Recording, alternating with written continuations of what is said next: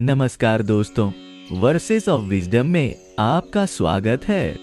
आज हम श्रीमद्भागवत पुराण के द्वितीय स्कंध के प्रथम अध्याय का अध्ययन करेंगे, जिसमें महाराज परीक्षित द्वारा सुखदेव गोस्वामी से पूछे गए प्रश्न और आत्मज्ञान का मार्ग समझाया गया है। यह अध्याय हमें बताता है कि कैसे मनुष्य अपने जीवन के अंतिम क्षणों में भगवान की भक्ति में लीन होकर मोक्ष प्राप्त कर सकता है। आइए इस ज्ञान की गहराई में उतरें।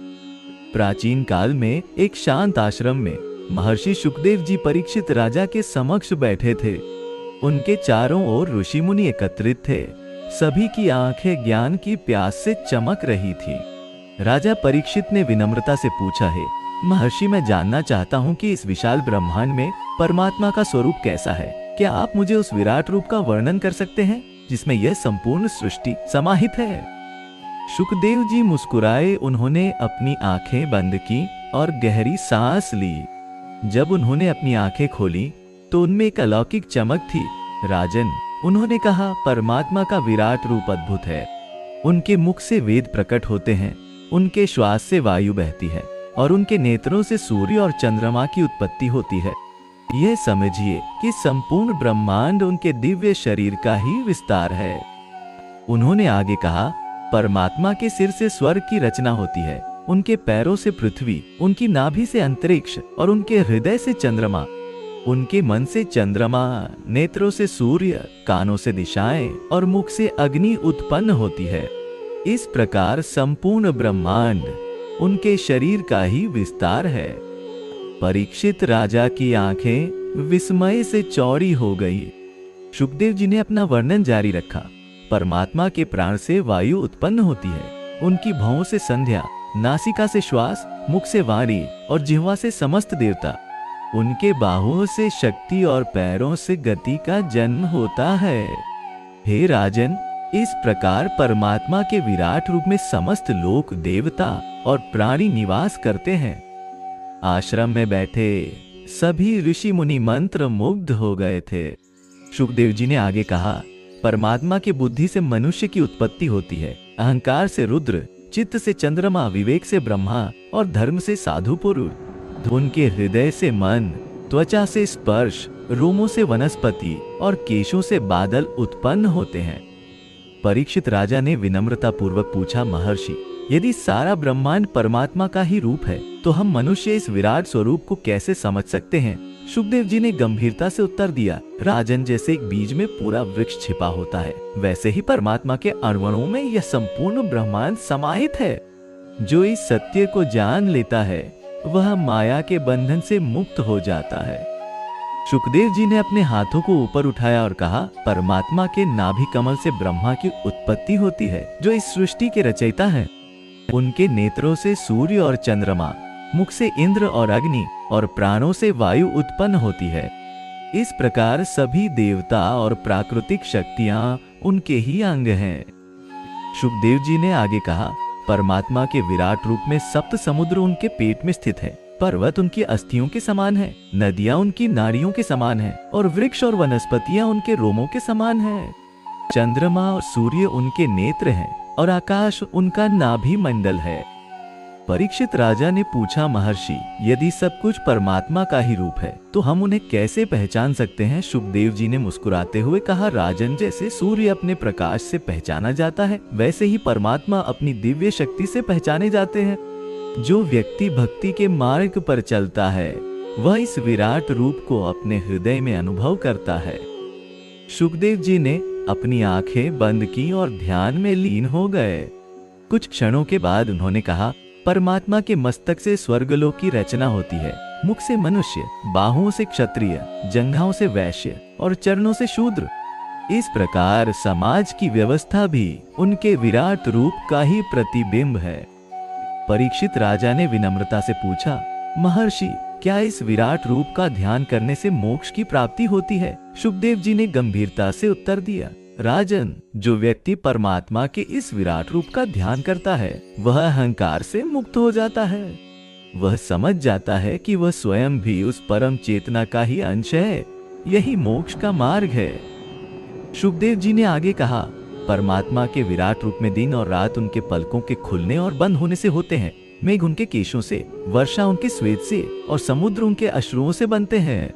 इस प्रकार प्रकृति के सभी तत्व उनके ही अंग हैं।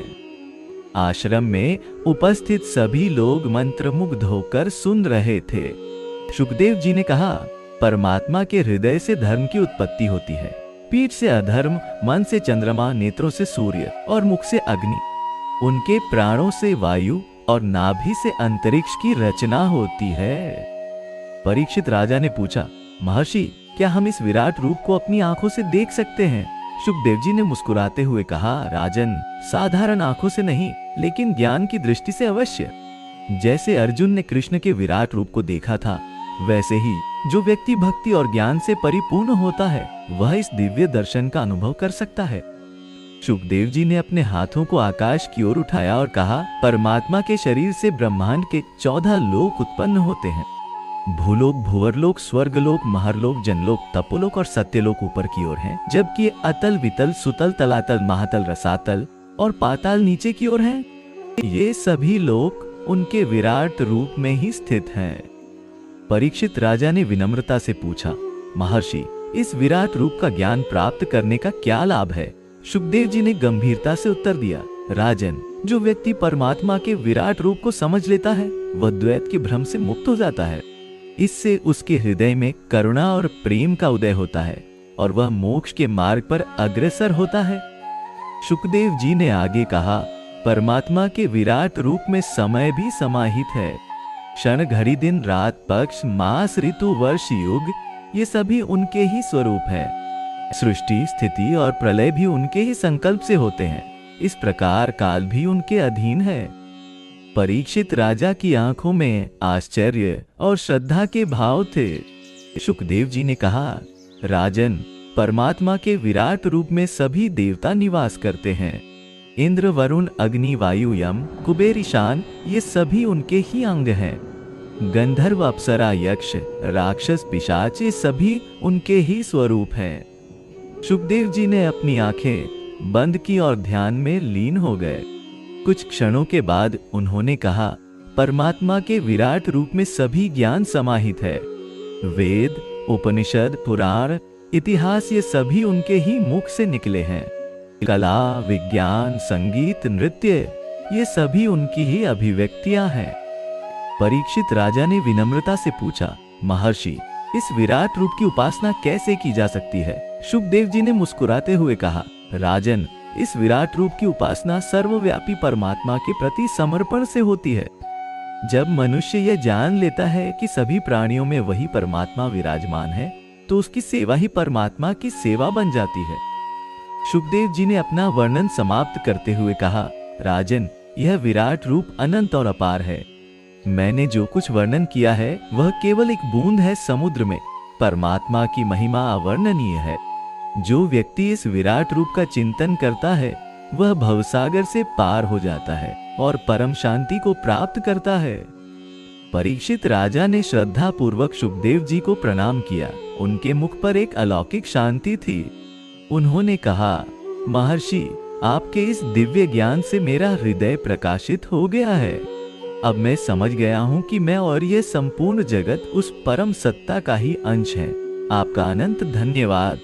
आश्रम में उपस्थित सभी ऋषि मुनि भी इस दिव्य ज्ञान से अभिभूत हो गए थे और उनके हृदय में परम आनंद का अनुभव हो रहा था। मित्रों, आज हमने श्रीमद्भागवत पुराण के द्वितीय स्कंध के प्रथम अध्याय से महत्वपूर्ण ज्ञान प्राप्त किया। आशा है कि यह आध्यात्मिक ज्ञान आपके जीवन में प्रकाश लाएगा। यदि आपको यह वीडियो पसंद आया तो कृपया इसे लाइक करें, अपने मित्रों के साथ शेयर करें और वर्सेस ऑफ विजडम चैनल को सब्सक्राइब करें। आपके समर्थन से हम और भी पौराणिक ज्ञान आप तक पहुंचा सकेंगे। धन्यवाद और जय श्री कृष्ण।